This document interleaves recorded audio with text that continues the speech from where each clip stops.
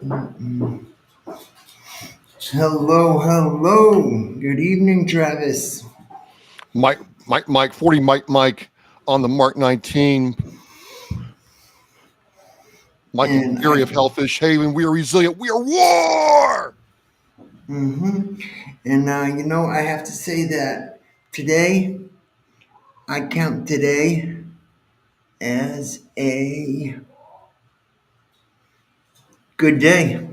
I count today as a good day. Nice. hmm And then, on the other side, if you're having a rough go at things, today feels hard, but we can make it through. Absolutely. Absolutely. Kind of like the Bruins, they need some of that from last night. That was Ooh, whew, Lord have mercy. That was tough. it was not pretty. No, dude. It was it was like, what is this? What is this? After running from that emotional high of Game 7, I mean, whoo. Right. Right. Um, we do have a another fella joining us here. I'm going to bring him on right now. Good evening, Craig. Hey, what's happening, Mikey? Glad to be back and appreciate you reaching out. Um, Good things are happening, so glad to be here. Absolutely. I had the benefit of being able to go to North Attleboro's VFW meeting this past Tuesday night, and get to see firsthand kind of things that have been going on as the post is in their rejuvenation evolution phase of going from the stereotypical VFW post to one that's engaging the community, one that's engaging GWAT veterans and beyond. Nah, Greg, if you would like to just share some of the stuff that's going on at the post and Yeah, absolutely, how this came about. absolutely. Didn't mean to leave Travis out there either, so appreciate the platform out there, Oscar Mike Radio. So All the love, man. I love the love. I love what you're doing, and it's great for you to be with us tonight. absolutely, no, I've been working with Mikey on a couple different fronts lately with the.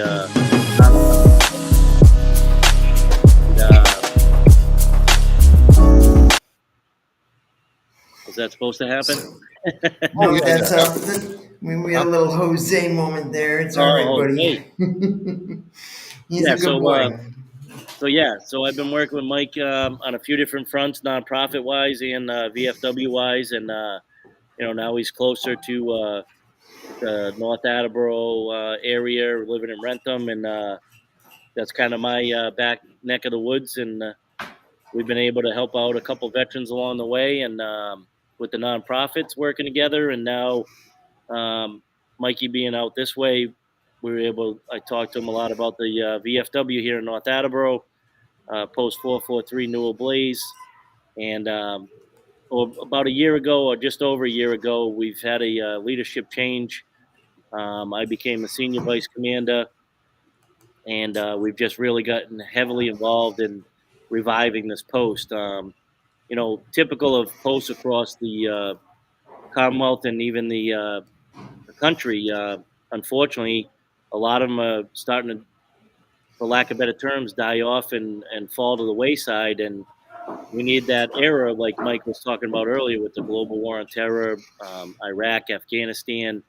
Um, you know, Even Desert Storm, Desert Shield need to kind of step up now and take the torch from the old timers, from the Korean War, Vietnam War, and all that, and keep the post running. And we've been able to kind of sit back and assess here in North Attleboro and see what's going on. And literally 2 years ago, I was sitting in the hall as a new member, and I was the minority. I was the young guy, and all the other guys were the old timers, and they didn't want to hear from me. So a year later, now we're you know involved and rolling up our sleeves and recruiting efforts, getting people like Mike and others that are coming into the area and leaving other VFW posts or not being active because they're a distance away.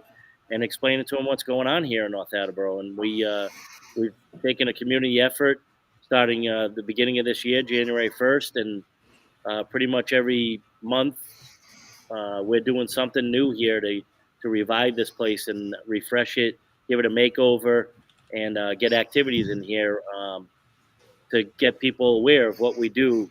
It's not just a place to go and have cheap drinks and get into a fight and go home. It's more than that, and we do help veterans along the way, and it's a place for veterans to come and you know talk to each other and understand each other versus you know drowning your sorrows. So Craig, you know, I wanted to just pick your brain about one thing real quick, because I'm kind of guilty of this, where my first VFW American Legion experience wasn't exactly positive, getting out of the Marine Corps and moving to the South Shore.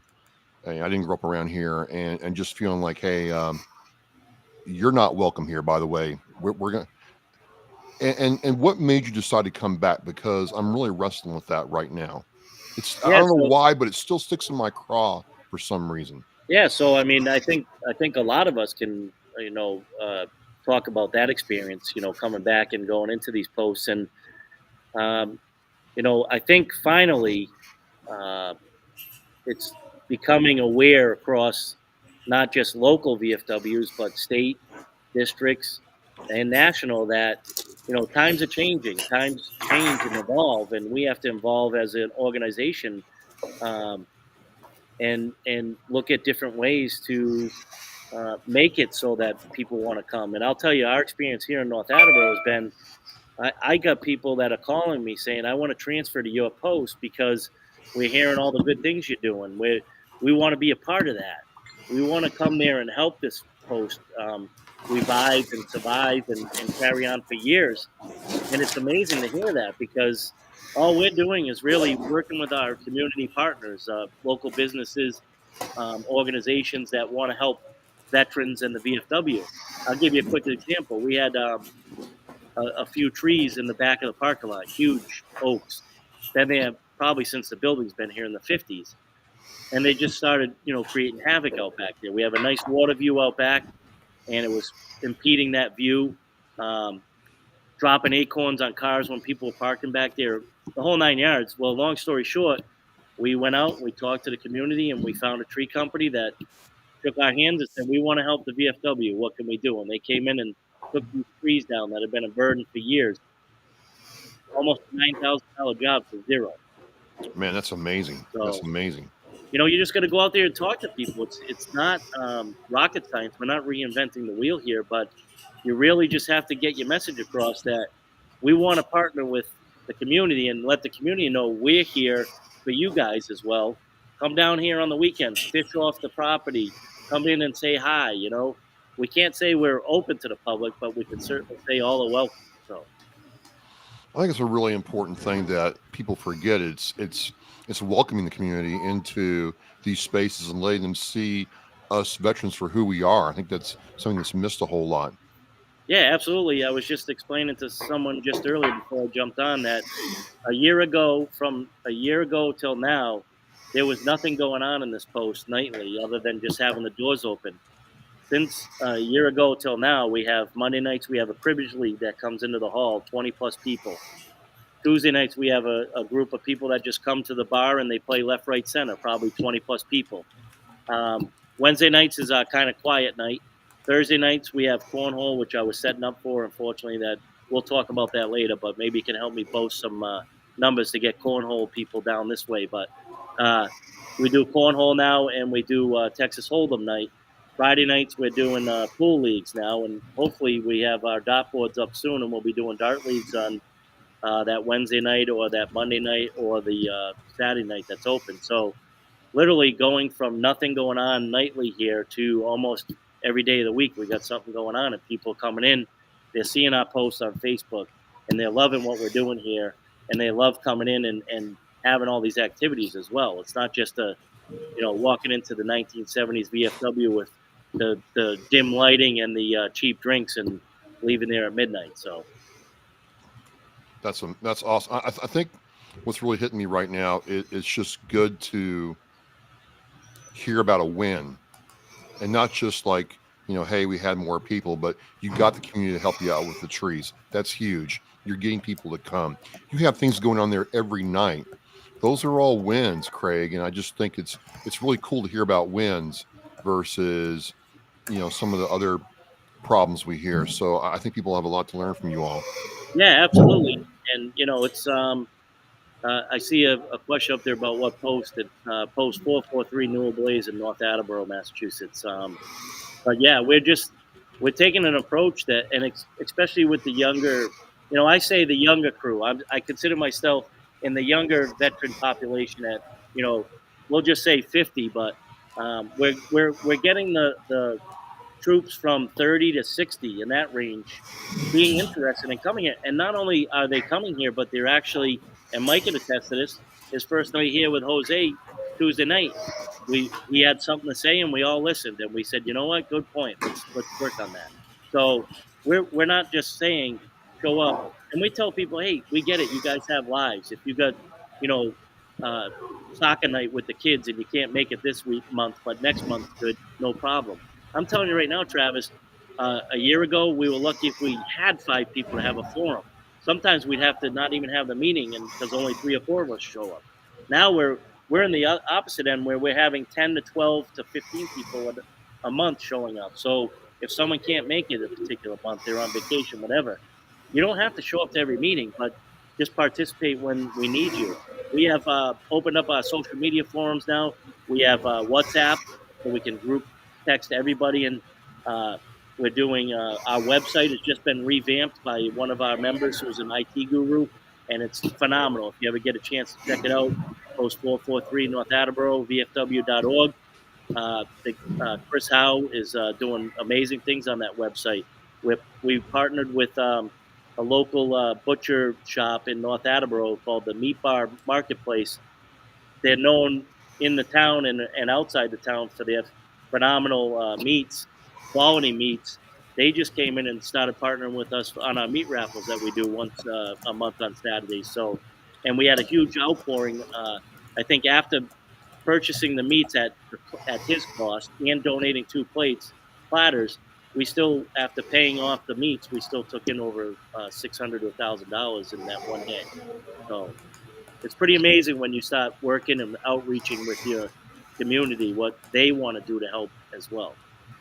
It sounds like good begets good, and good's like it's like an avalanche of good. Oh yeah, Once you get the snowball going, it just keeps coming. I mean, if you don't ask, you don't know, and that's the whole thing I try to tell guys and gals that are coming here. Listen, reach out, talk to people. I talk to people. I'll just be out of the blue. Hey, what's going on? Oh, you need to serve.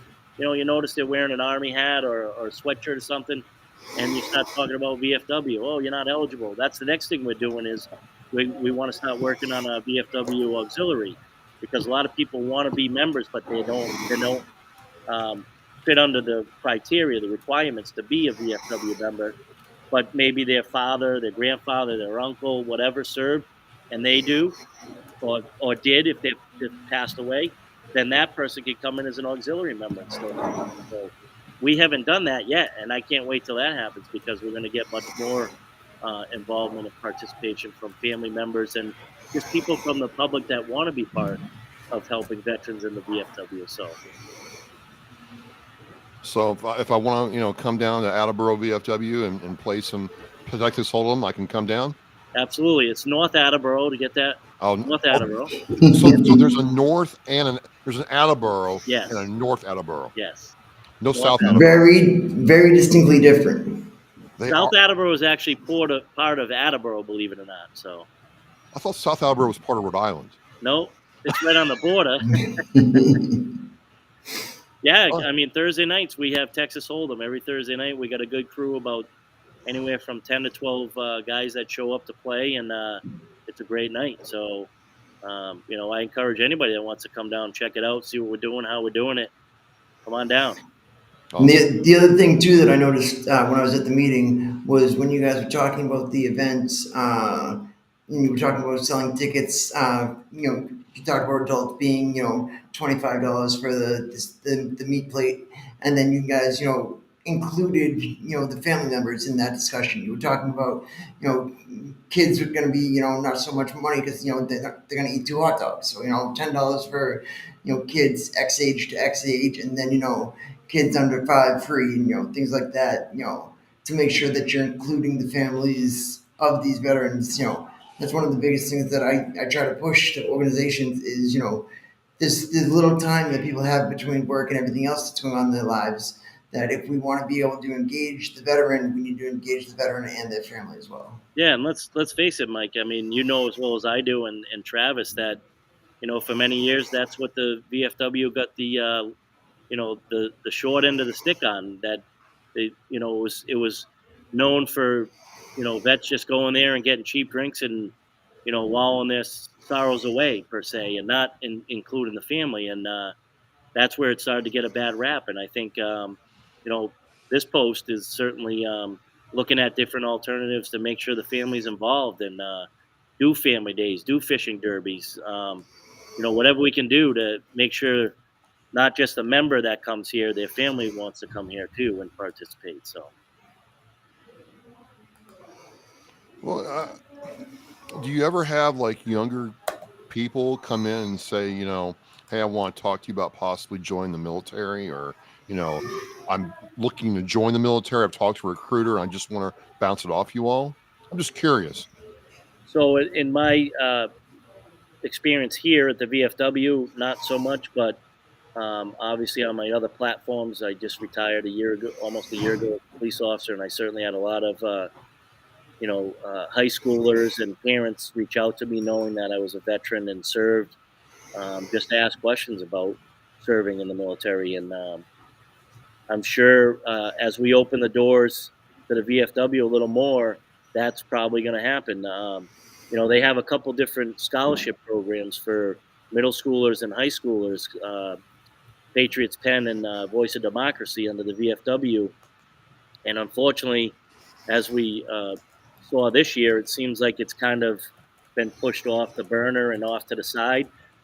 We had, I think, 2 or 3 applicants for the Patriots Pen, which is middle school age, and then we didn't have anybody at the high school age for the Voice of Democracy put in for it. So our plan is to go to our local middle school and our local high schools to include um, regional schools like Tri-County Vocational and Bishop Pan, which is a private, and let them know about these 2 programs and let them know your students at these levels can put in for these scholarships. And if they get to the national level, one of these, I think it's Voice of Democracy, can be about $30,000 to go towards college. So, um, those type of things we want to work with our school administrators and make sure they know the programs out there and to get it out these kids to put time in and put their applications in so they could help their parents out with some scholarships, loans. We got Winnie checking in from Valhalla Waste and Jimmy James and a couple others. This is really cool.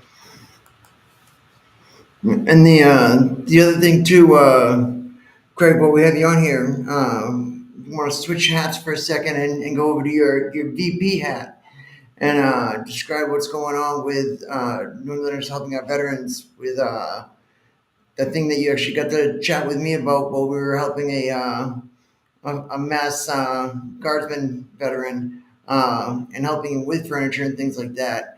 Craig was able to tell me of a new partnership they made in Rhode Island with a couple of community organizations, one being a veteran owned junk hauling.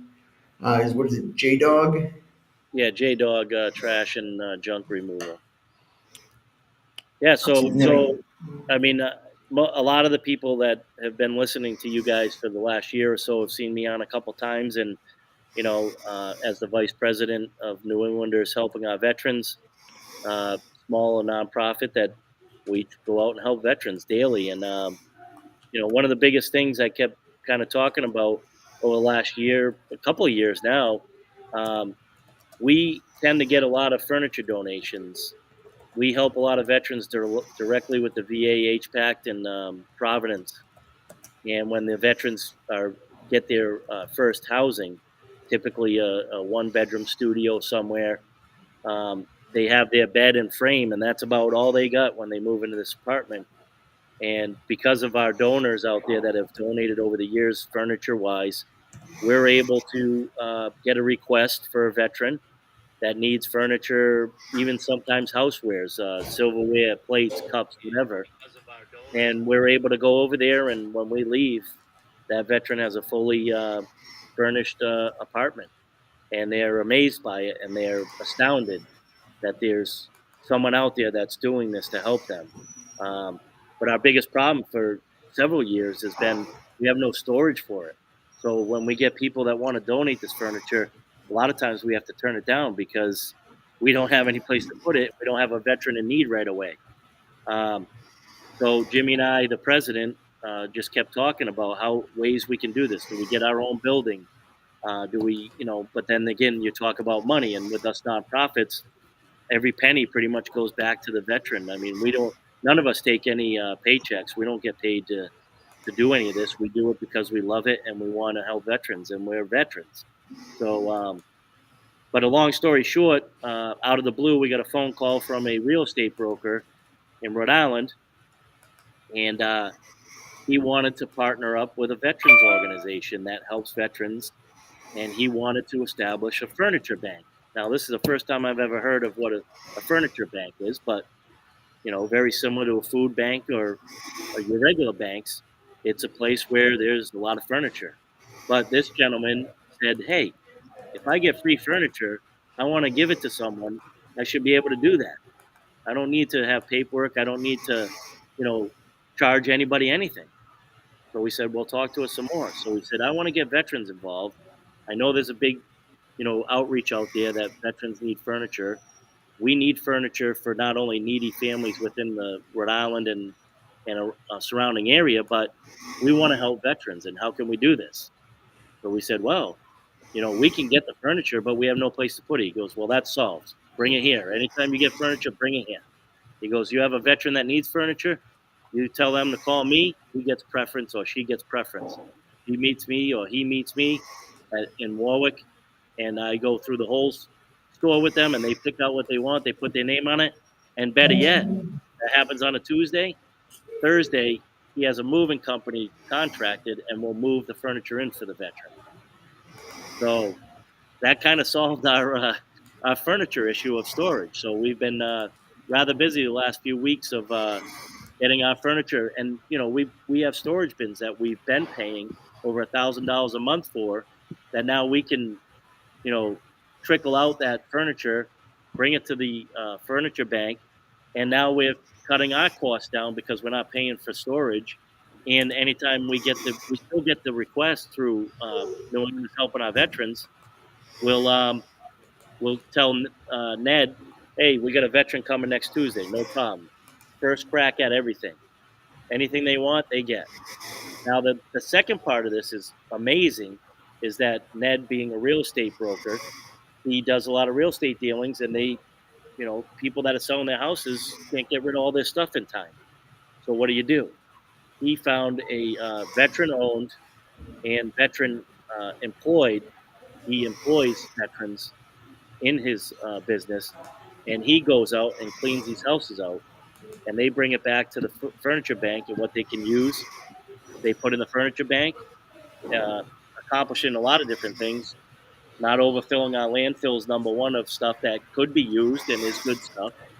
And the stuff that they don't use in the furniture bank, they put it on a online auction, and all the funds garnered from the online auction go right back to the organization to help veterans and families in need. So it's pretty amazing. And his goal is to not have an outside contracted moving company move this furniture for the families and the veterans in need, but he wants J-Dog, veteran owned, veteran employed business, to be able to get to that point where now they're bringing the furniture to the veteran and hiring more veterans to help.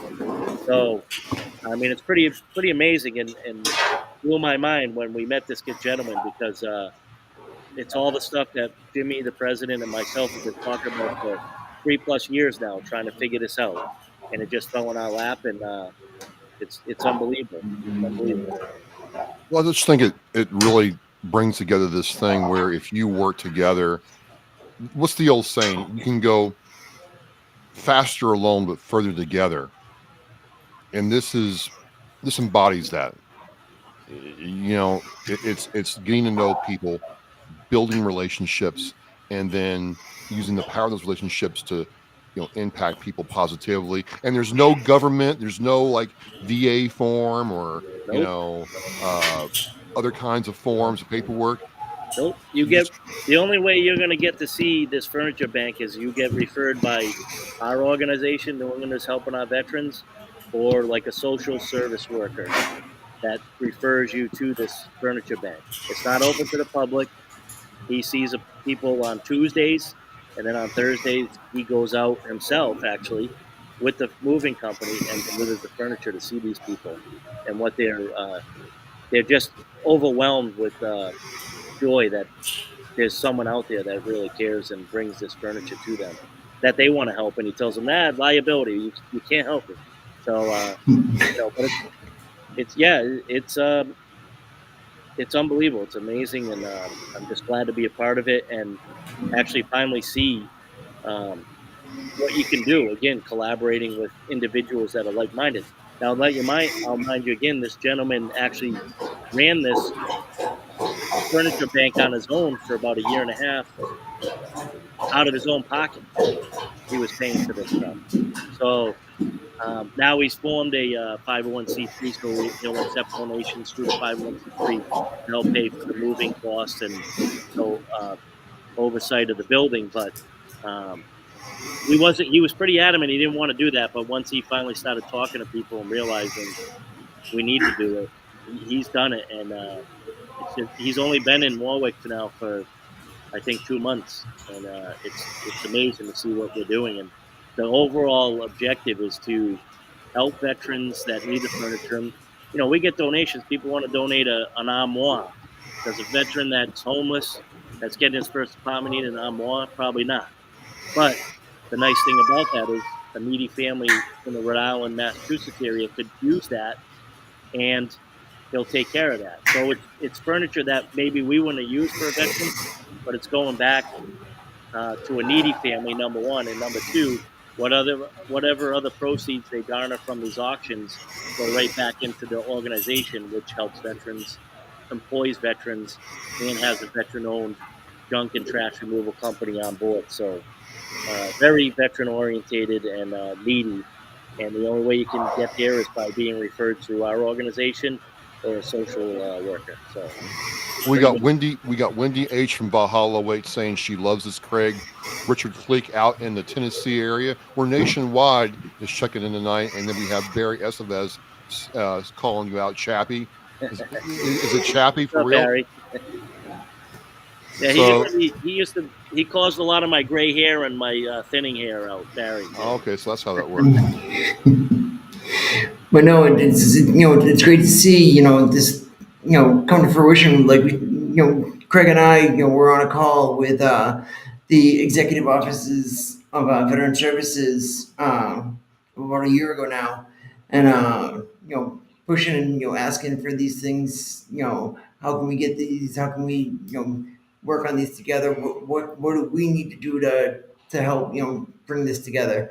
And sometimes you can't go through the government channels, you can't go through the VA channels, and sometimes that's the benefit of being a nonprofit is we have the ability to kind of freelance on our own and make those connections with other organizations and other community members to be able to provide that support sooner than other organizations that have to do a lot of the paperwork and a lot of the red tape that follows that.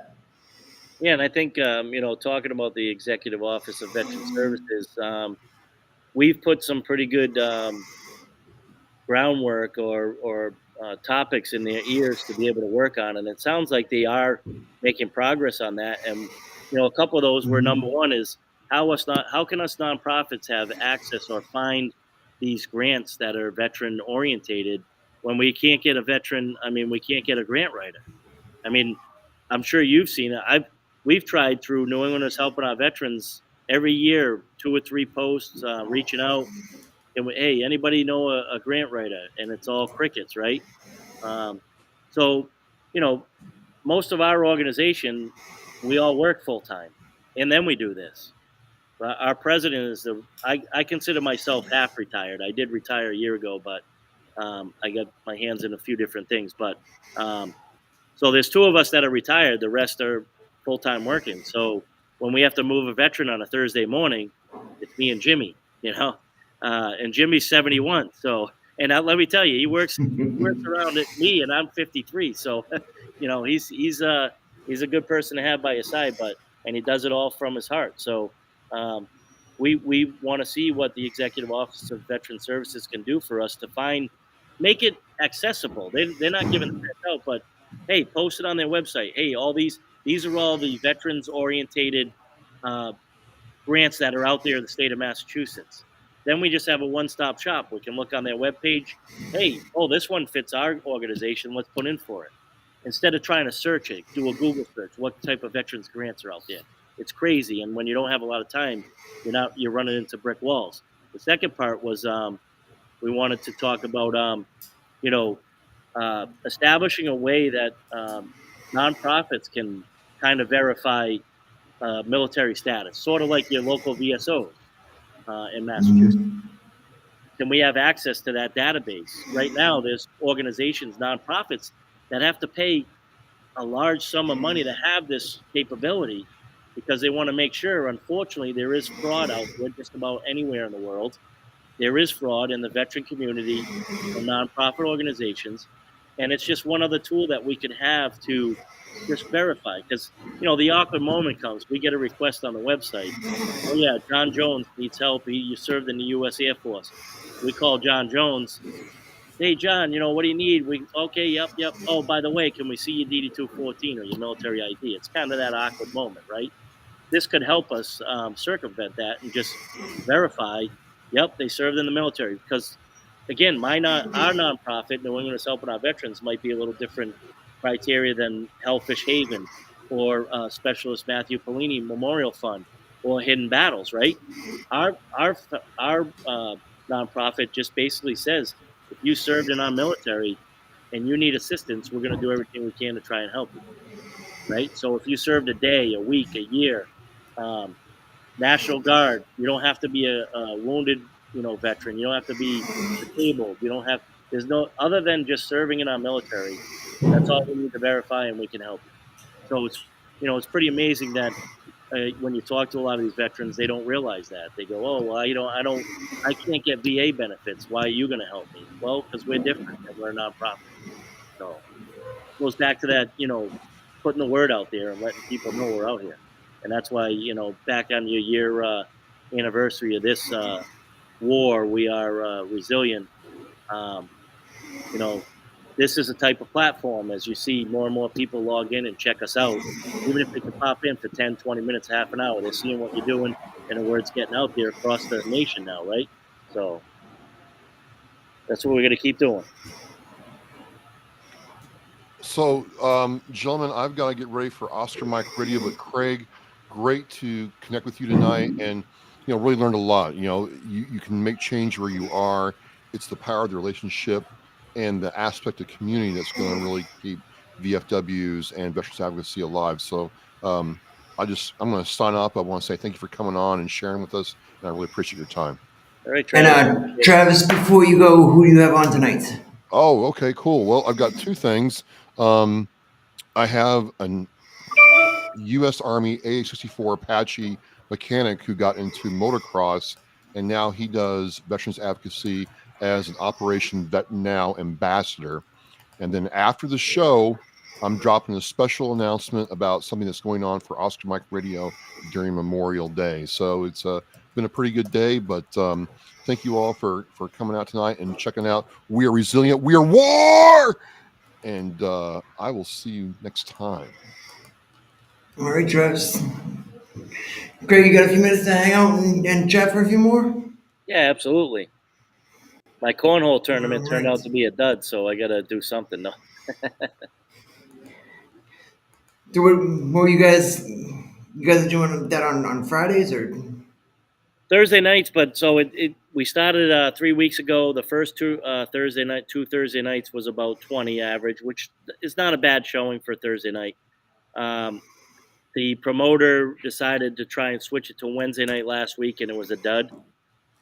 So this week we went back to Thursday night. So there might be just a little bit of miscommunication there, but we're hoping it'll take off. It'll be a weekly thing, and it gets people in the door and having fun and supporting the local VFW. So um, we're doing one every Thursday night, 6:30 registration, 7 o'clock bags fly, and anybody's more than welcome to come on down to our post and join in. It's a great time. It's $10 to buy in, and you get four. I think it's a 4-game double elimination type uh, tournament, and our canteen's open, so the bar's open, and our kitchen should be following right behind that shortly. So people that are hungry Now, will be able. do folks get bragging rights? What do you win in this tournament? Yeah, so we make our posts every week of the winners, and the promoter actually does his own little thing on his Facebook too, and I believe there's cash prizes. I don't know. I haven't gotten that far into the weeds with it, um, but Hmm. it's a good time. The first 2 nights were great. Last week and this week not so much, but hopefully it'll catch back on, and we'll be up and running again for the next long haul of Thursday nights.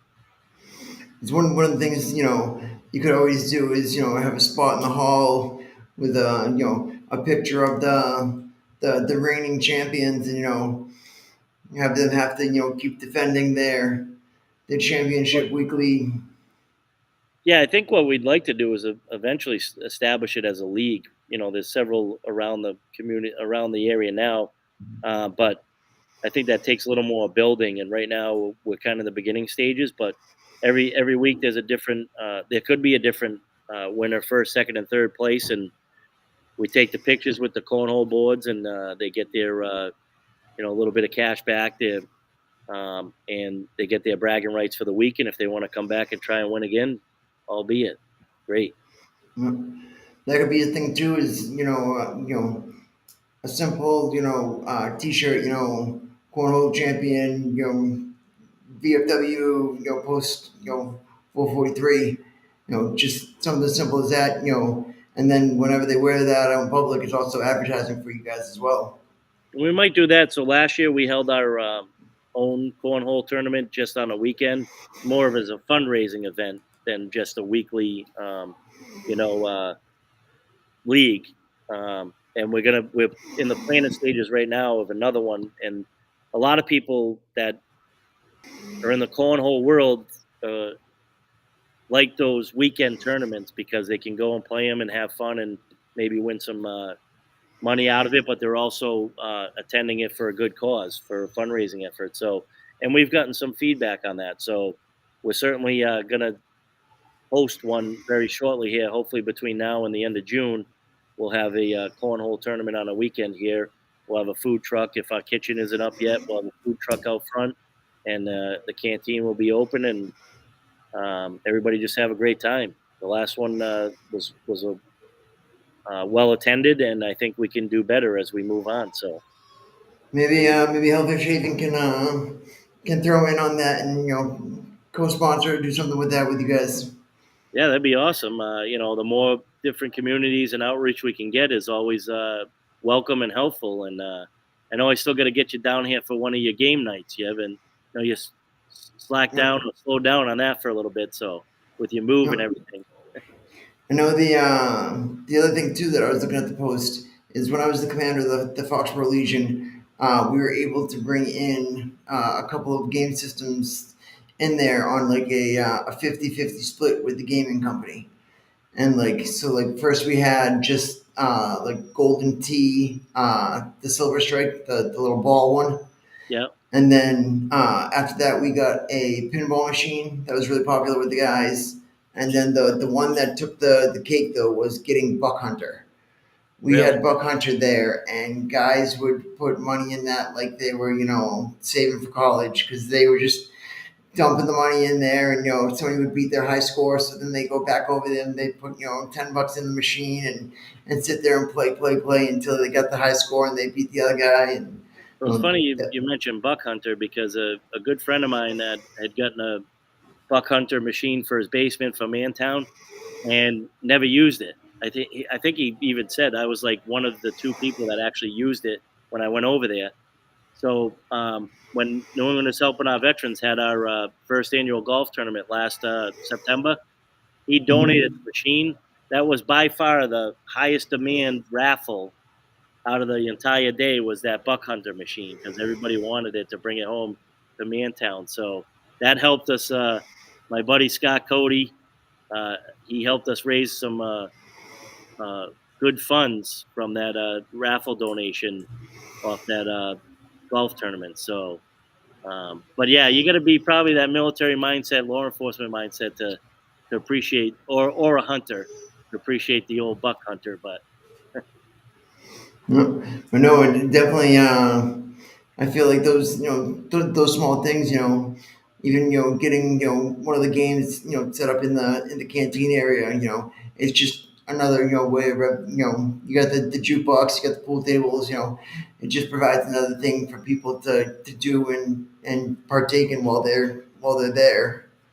yeah, absolutely. Everything we can do. I mean, when I first started talking to people about the pool tables, we had a 6 foot pool table and an 8 foot. Nobody used the 6 foot table. So I kept asking, why isn't anybody using that table? They go, because it's too small. We want another table that's 8 foot so we can play pool tournaments and pool leagues here. So what happened? I called the guy that he basically does the same thing 50-50 split. He provides the tables, and then whatever the take is on the tables, he splits with us. So I called him up. I said, hey, Dave, what's going on? Goes 3 weeks later, he had a 8 footer moved in, and literally as soon as he dropped it and leveled it, there were people on it playing, and it's been running tournaments since. So, Mm. And now, are you guys gonna get dartboards? I just saw something about seasonal with that. yep. So we partnered up and went in and talked to Seasonal in South Attleboro, Seasonal pool specialty stores, and they graciously donated two brand new dartboards, some darts, some backboards, some pool table lighting. We want to get out with the 1970s Budweiser and Bud Light um, pool table lights and get something newer and fresher. So they graciously donated all that, and we're just waiting to. We've had a big lighting project going on at the VFW here, changing all our interior and exterior lighting, and that corner that the dartboards are going to be in has been kind of occupied, but it's slowly getting cleared out, and I'm hoping we'll have darts flying here pretty soon.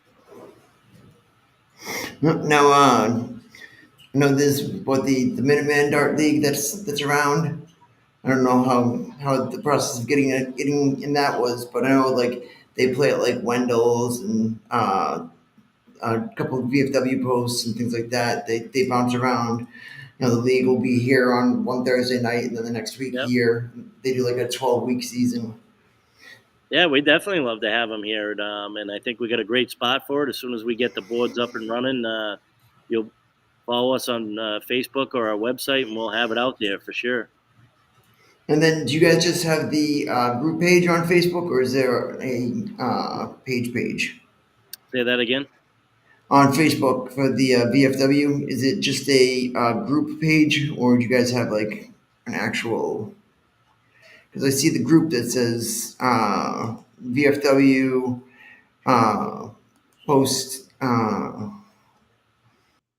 443, Yeah, so we're but I separate. don't see. That's what we have is the post Facebook page, and then what happens is all our members will start sharing the events, and that's how it kind of gets around. And our website literally just went through an overhauling in the last couple of months, and that's like up to speed and top notch with the most recent technology and notifications and everything on it. It's pretty interactive, and there's a lot on there that you can certainly see on there. And our Facebook posts are pretty much as we do something here and have something going on, we're posting constantly. So I think that's been part of the big success as well, getting partnerships and people coming in to help out. So right there, I just dropped the link for the public for North Attleboro VFW Post 443. So I if saved. you guys want to check it out, and we'll also share it in the comments after the show as well. And the biggest thing is it's just good to see young members getting involved. Like you said too, we feel young compared to some of the older generations that have been taking the helm for so long. But we're no spring chickens either. But it's definitely good to see the transitioning happening of more veterans getting involved and helping out these organizations and Well, just making sure a that they'll be couple. around. Yeah. A couple. Just in my tenure here and experience being part of the VFW in North Attleboro. Again, 2 years plus ago, I was like the only young guy in the room, and all the old timers would be like, listen here, kid, this is the way it's been going on," and I get it. They kept us running for a long time, but that transition now needs to happen more than ever because you keep hearing about these VFW posts that are dwindling and crumbling, and it's sad to see it happen. I mean, this building here in North Attleboro was built in 1957. I think the charter for the first VFW in North Attleboro was like 1925. So to see it try and just evaporate would be crazy. Number one, number two, it's a great piece of property and a great building. It just needed some attention. And now that we have the younger veterans of foreign war getting involved and rolling up their sleeves, it's pretty amazing to see. And they appreciate the fact that they can be involved and have a say in things. Whereas before, like I said, I got veterans from other posts calling me and saying, "Hey, I want to transfer to North Attleboro 443 because I'm hearing great things, seeing great things, and I want to be a part of that." So, and that's the Mm. I thing. literally from a Facebook post I saw I did the same thing. I mean, Yeah, I mean, it's just, and that's how it happens. You just keep plugging away, and we've been very gracious and blessed to be able to have one or two new members a month over the last several months, and I can't even tell you the number of transfers that have come over too. So, and specifically stating that they want to be part of the rejuvenation and the renovation of this post and see it survive for another 100 plus years. and then of course the other thing that is going on this month too is mental health awareness for May. We have the calendar that's on the Hellfish Facebook. It's on our LinkedIn everywhere. It just gives little tips each day for different things you can do, mindfulness, meditate, breathing, basically be able to calm yourself and take accountability and become in the moment again and be able to ground yourself, grounding techniques, all these different things that are so important. A lot of focus was on physical health, and a lot was shied away from when what we serve, not to go to sick call and not to do all these things. But it is more important now than ever that that folks are taking care of their mental health too. So it's good to see that, and like I fully believe that the camaraderie and the coming together in an organization like the VFW or like for a game night is something that will be important for guys and girls as they try to rebuild that missing piece that they lost once they left the service. Barry, I'm laughing at Barry over there. He's chirping in the background. I had to plug my computer and it was going to die. I had to stand up for a minute. He was getting excited about, telling me to sit down. But no, There it is. one of the other things, I seen over, not just, our organization doing this, helping our veterans and what we've been doing here and the VFW, but, with you, Mikey, and Hellfish Haven, you guys had a transition, from Bright Marine over to Sharon with 22 Mohawks. And I'll tell you, I was a big fan and still am a big fan that I think that's a great pairing right there between your organization and 22 Mohawks. And I think you guys are just going to continue to crush it and to help those that have PTSD, suffer from PTSD, not looking for the help, but once they hear about your organizations and we can get the word out to them, you guys are doing great things on that front.